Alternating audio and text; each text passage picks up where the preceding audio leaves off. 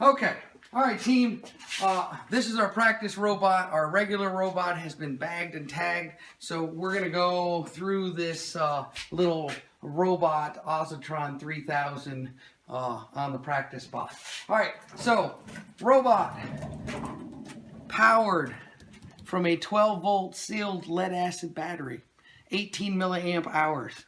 It goes through a disconnect, a couple of 8-gauge wires, comes to a thermal overload. If it starts drawing too much current, it will trip the overload and stop power, but it's also got a manual disconnect for the buttons. From there, it goes inside the side is the power distribution panel. That power distribution panel is a fuse panel, much like a breaker box in the house. Off from there, you power all of your motors. The Robo Rio is powered from there. And that is just about it. So that thing has fuses, 40 amp fuses for the 4 sim motors that drive the wheels, 30 amp fuses for each of the motors, one for the climber, one for the gear intake. So the Robo Rio is the brain. All of our code is uploaded to the brain.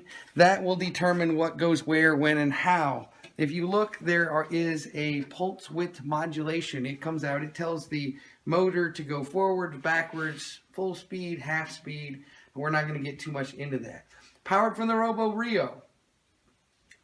Controlled from the Robo Rio is the pneumatics controller and the other electronics controller, which the only thing comes off the other one is the wireless.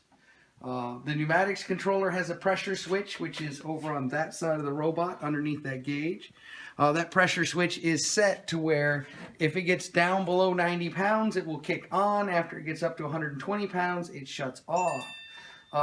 And what it will turn on is this little compressor here. It's a 0.88 cubic feet per minute air compressor. Just on the outside of that is a relief valve, which is set at 125 pounds to keep the system from overpressurizing. And that thing cannot be isolated from the pressure source. So there can be no valve in between that. So coming out, it splits out. It goes into 2 of these air tanks, 135 cubic inches of space each. They come together and go into a working gauge. The working gauge pressure is usually about 120 pounds.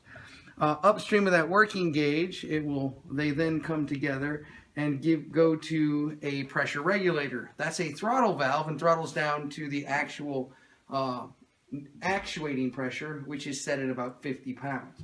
Coming out of there, it goes into the solenoid valves. Solenoid valves get a signal. They will tell this thing to move a slug forwards or backwards, which turns ports.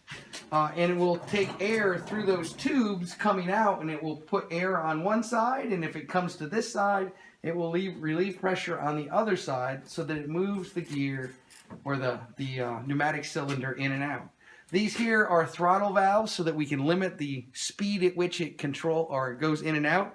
If we just use the 50 pounds of pressure, it would slam open and shut, but by throttling these, we can control how fast and slow it comes out. This is a manual air release valve. On the actual robot, it will be labeled, so when we're done, we open it up to depressurize the system.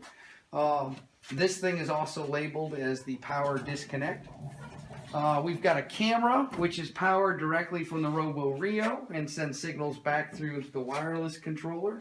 The pneumatic cylinders that we have 3 of them. One of them takes the ramp and it will lower it and put it up. And when we get the fuel in the middle, this front gate will come down, that ramp will come up, all the balls will fall out, and then we put it back up.